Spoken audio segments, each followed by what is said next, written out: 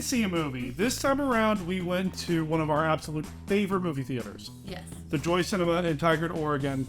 Check them out if you're in Tigard, Oregon. They're amazing.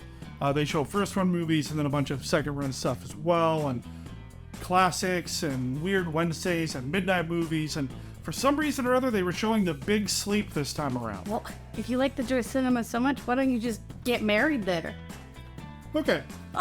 Anyway, they were showing The Big Sleep, which is a classic film.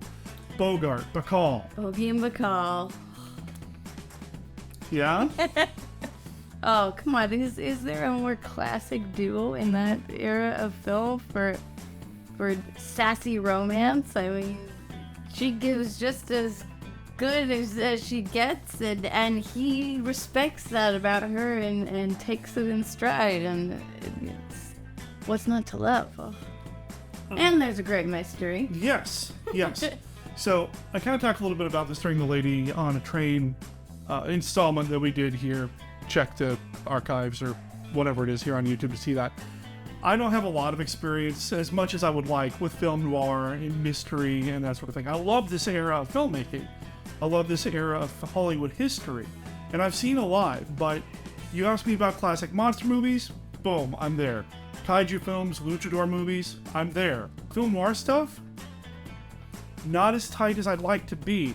And this was a first-time watch for me. I'd never seen it before. Oh, wow.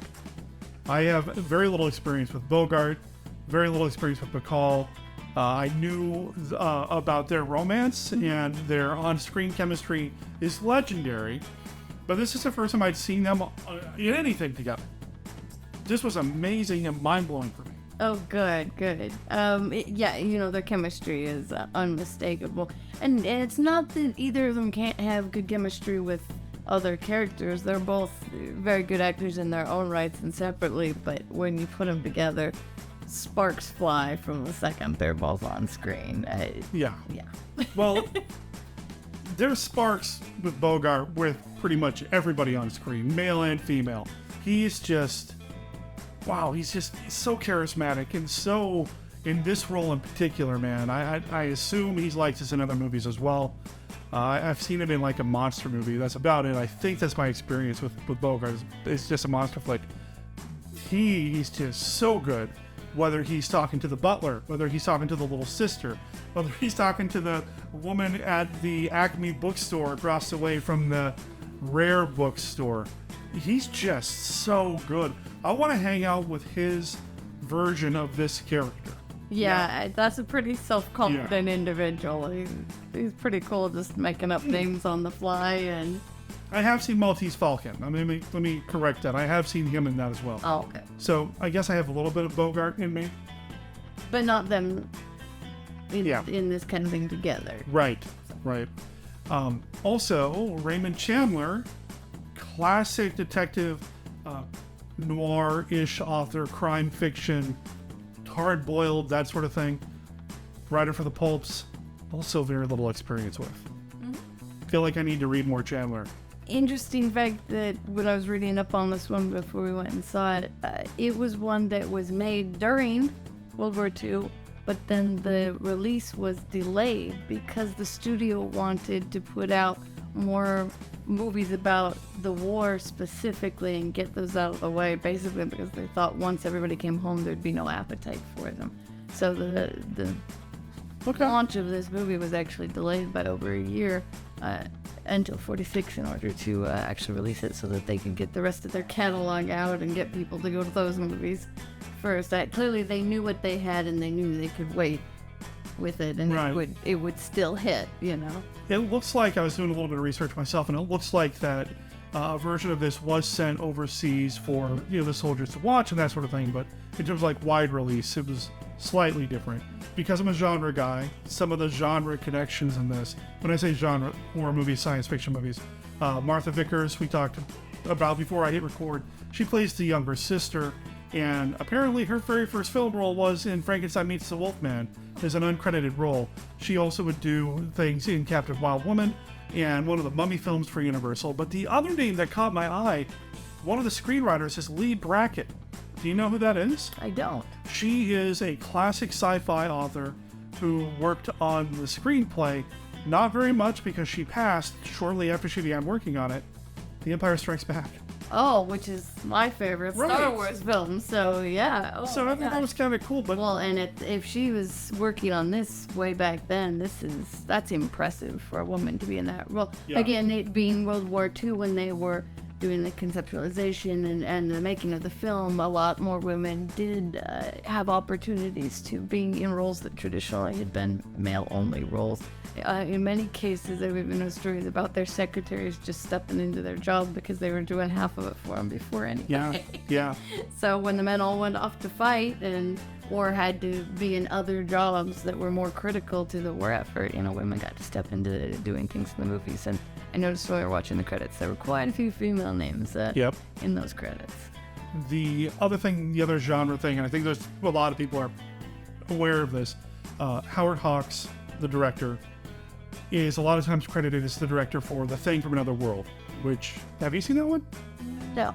I love it. It's fantastic. Now, the credits for that film actually list Christian Nyby as the director, who was the editor of this. There's a lot of pacing in this that is very similar to The Thing from Another World in terms of how the dialogue is just snappy, boom, boom, boom. It feels like real people talking, sometimes talking on top of each other. The cutting back and forth in dialogue or apart from dialogue, it's very, very similar, and I loved that as well. It was kind of stroking the monster kid in me, like, okay, you're gonna like this. Okay, you're gonna like this. I'm like, dude, I was sold. It's cool. I really enjoyed that as well, coming from a theater background and having directed. One of the things we work on is to get the actors to boom, boom, boom, hit line, and you can really see in that, from a director's point of view, it was pretty obvious that Bogey was leading that effort, and that's something I've heard about him in interviews and other things, is that when he would be in a cast, he would bring the level of all the rest of the cast up to his level, and he would demand that people know their lines and be on it and hit, and he didn't want to do 15 takes. He wanted to do 2 takes, maybe 3, just so they had angles and stuff, and people better have their stuff and be on their marks and do it right the first time. And I think you can see that in this, that his quality, and he drives certain scenes, especially ones with a lot of dialogue, multiple characters, things that move quickly. You can see him kind of leading the team and driving that whole effort, and it pays off big time. Oh yeah, it's just a great film. I'm a big fan of it now. I will say, and I said this after watching Lady on a Train, that was my favorite movie discovery of the year so far. This surpasses Lady on a Train for me. The Big Sleep is now my favorite new to me movie of 2023, and I really am going to go read a bunch more Chandler. I feel like there's probably, as a fellow writer, listen to me, I'm a fellow of Raymond Chandler. No, as a writer, I'm sure there's lots to learn from reading the classics, the masters, and boy, if his fiction is anything like what this movie turned out, I can't wait. I will say there was one thing during the movie that caught my attention and then was kind of making me giggle several times through. And I'm sure you didn't even notice, but I'm kind of an old car girl. I used to have a beautiful, giant Oldsmobile convertible that was, as long as a house. And had, I think, a 39-gallon gas tank, if you can imagine. I mean, just ridiculous. But love old cars, and so I was checking out the cars.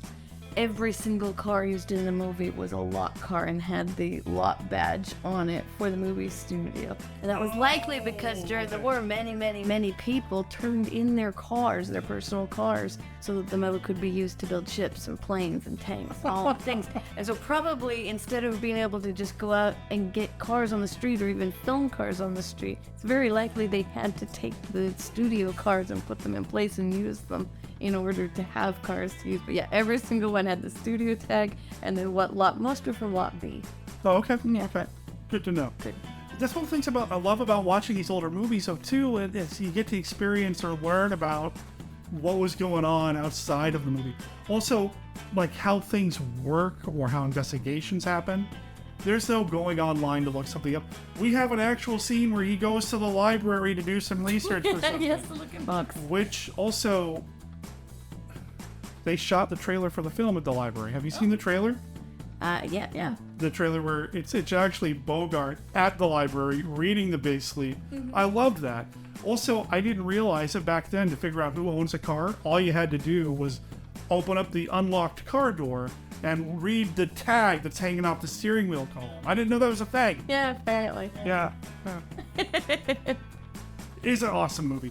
Couple jump scares for me even, which, it's not a scary movie, but there are some gunshots that go off that I was not expecting, and I jumped. I don't know if you noticed. I jumped. I did notice that. I jumped.